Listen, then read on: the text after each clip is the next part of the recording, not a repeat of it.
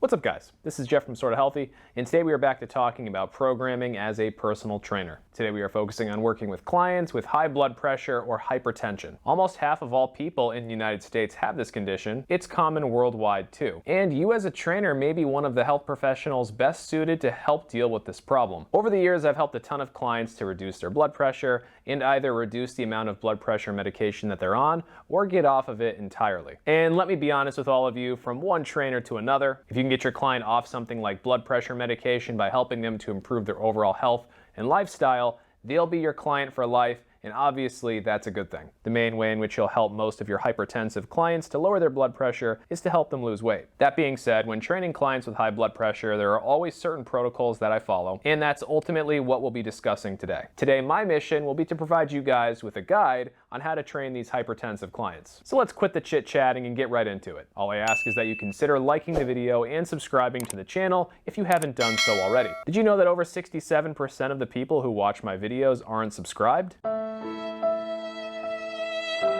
So pretty please do your part to help support the channel so I can keep making this free content for all of you. Thank you very much, everyone. I really do appreciate it. So I'm going to sound like a bit of a broken record here, but the first thing that you do with a prospect or anybody interested in your services is take them through a consultation and an assessment. Your consultation should primarily be all about building a connection with your prospect, discussing their goals in extreme detail, and doing the necessary health history screening. You need to fill out the PAR-Q health history questionnaire and informed consent with your client. And this is where you should find out if your client is hypertensive or not. During this health history screening, you should find out any other relevant things that they might have going on as well. For more information on how to do a consultation, check out this video right here. For PAR-Q health history questionnaire and informed consent forms, go to this link to download them for free. You are welcome. Now, if your client indicated that they do have high blood pressure or that they are currently on blood pressure meds, then you need to reach out to that client's doctor before you start training them. You can either call or email that doctor yourself, or you can have your client do it on their own. It's usually a professional thing for you to handle that for them,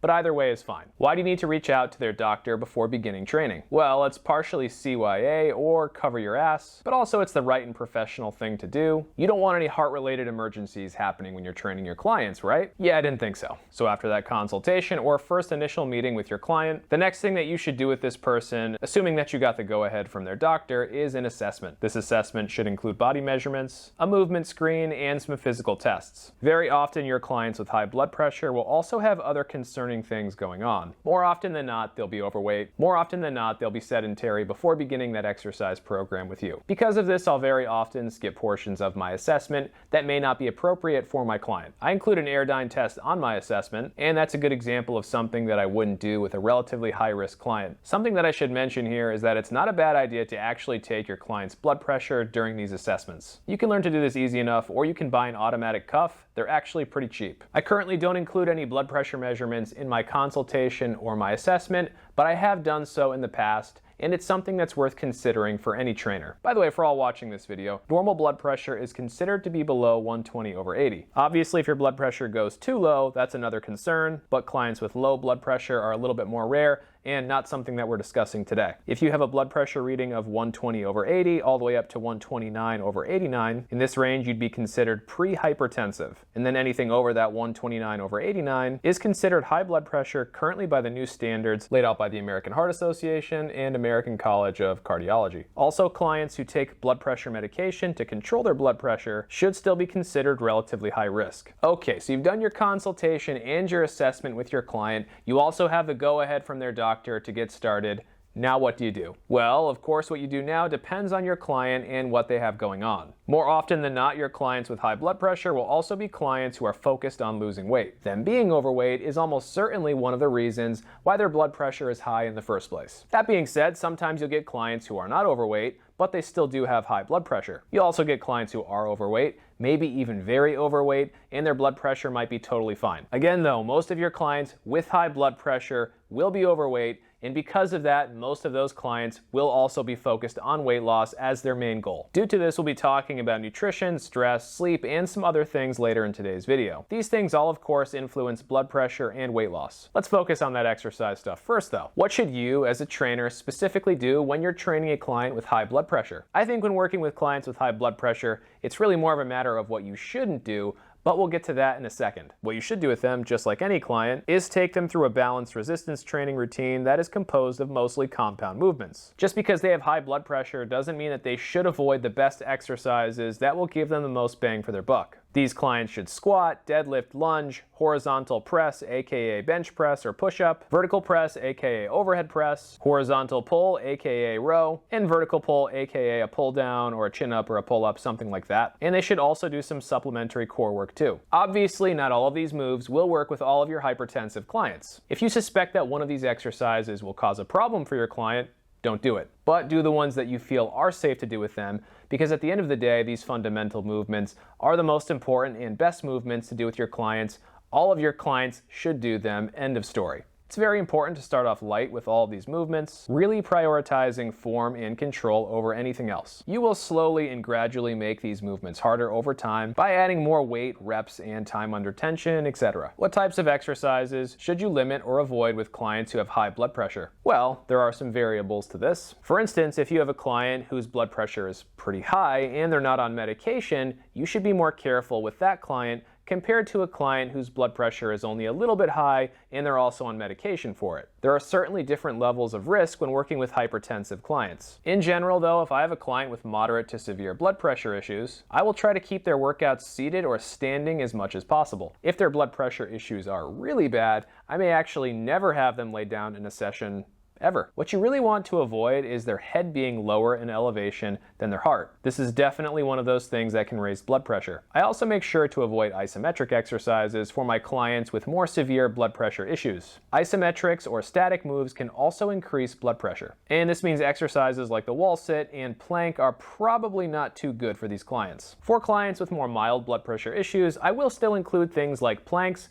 but I will limit them to some extent. You also really need to make sure that your high blood pressure clients are breathing properly in their workouts. Have them exhale during the concentric portion of the exercise. On a push-up, they would exhale on the push. On a row, they would exhale on the pull. And if their breathing temporarily reverses, that's fine, no big deal. Just don't let them hold their breath, because that will raise their blood pressure. Now let's take some time to go through an example of a quick workout routine that you might do with a client who does have high blood pressure. So this workout was designed with a moderately high blood pressure client in mind. In this routine, I would minimize time on the ground and I would alternate between lower body and upper body exercises. This alternating between upper and lower body can be useful for improving circulation. Once I've gotten through all the lower body and upper body moves, I would do some core work as well. And we would first do a light dynamic warm-up. In today's workout, we're doing some alternating quad stretches and some pec stretches and some arm circles. Nothing too crazy. Our first exercise is the squat, and we would start off doing 15 reps, and we're just doing body weight down to the bench. And we would do 3 sets of that. Our next exercise would be bar push-ups at a height of 10. The lower the bar, the harder the push-up, and we would gradually lower this bar over the next few sessions. I would then go back and finish all other sets of squats and push-ups, alternating between the two. Next up, we're going for assisted lunges, and for these, we're holding onto the rack for support. And we would follow that up with modified TRX chin-ups or TRX rows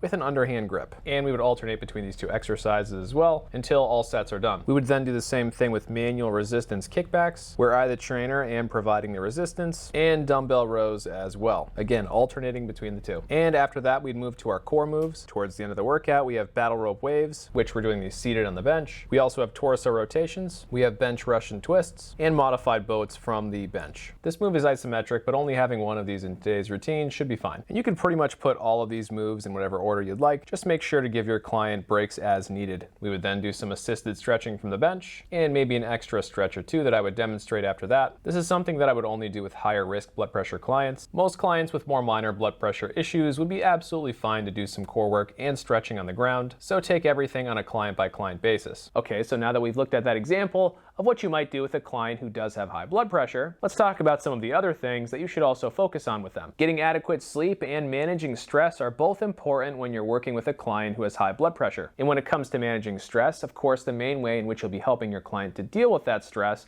is just getting them more physically active. Just getting them moving more often, more confident, stronger, all of these things should definitely help here. And this would not only apply to the resistance training that you'll be doing with these clients in their sessions, but also the cardio that you'll be prescribing to them as well. By the way, keep their cardio slow and steady, encourage lots of walking and light cardio in the beginning, and very slowly build up from there. When it comes to sleep, you getting them more physically active is definitely going to help here too. It's important to remind your client that they should try to get at least 6 hours of sleep a night, and of course this will help them to achieve the best results when it comes to things like weight loss, muscle building, lowering their blood pressure, etc. On the nutrition side of things, well, doing nutrition with any client is a little bit of a slippery slope. And a hypertensive client would be a client that you really shouldn't do much nutrition with at all. Luckily, I have some loopholes for you to consider that will help your clients achieve the results they're after safely without breaking any rules on your end. Just like I've suggested in previous videos, the best thing that you can have your clients to do nutrition-wise is to food journal. MyFitnessPal is the app that I have clients use the most, but many other ones work too. Basically, most of your high blood pressure clients will need to be in a caloric deficit, and an app like MyFitnessPal will help ensure that they stay there. You'll likely want to encourage your high blood pressure clients to get some extra protein, just like you probably should do with all of your clients, to be honest. You probably don't have to tell your client to limit salt, although that is certainly something that could affect their blood pressure. If you suspect that your client does have an issue with salt and that it might also be affecting their blood pressure,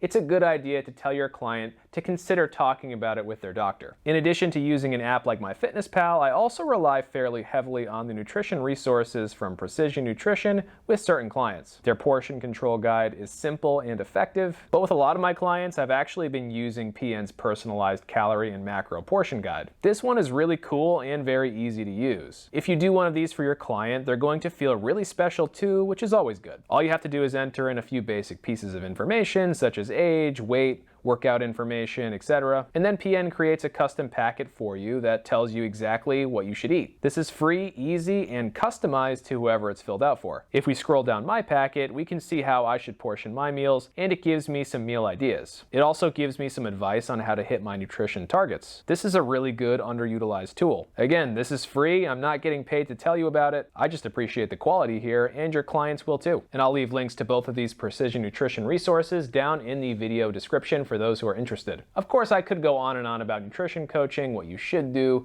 what you shouldn't do, but that would take an entire video in its own right. In fact, it already is. I break down nutrition coaching in more detail in this video right here for those who are interested. The examples talked about in this video right here, for the most part, would also work for your high blood pressure clients too. And I think on that note, we are all set with this topic. As always, if you guys have any questions, feel free to leave them down below and I will answer them. Hopefully after watching this video, you'll feel a little bit more confident when it comes to training clients with hypertension or high blood pressure. At the very least, you now have a safe and effective roadmap on the best way to make it happen and get your clients some good results at the same time. As always, if you haven't already, please consider liking the video and subscribing to the channel, because that does help the channel to grow, and of course that does allow me to keep making free content for all of you. Thanks for watching, everyone, and until next time, stay sorta healthy.